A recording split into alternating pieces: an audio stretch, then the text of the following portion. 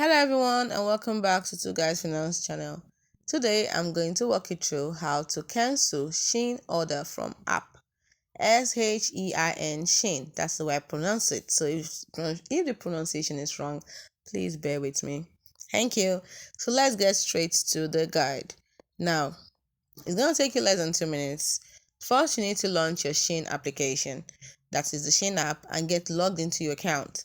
If you like to view all your orders, select Me section, and under it you see My Orders. Yes. So you will see various options so just select View All. Then you get to the page where you see all the orders that you have placed. Here's something you should know. If your order has already been shipped, there is no way that you can cancel it. But if it's under unpaid or processing, you will see your order.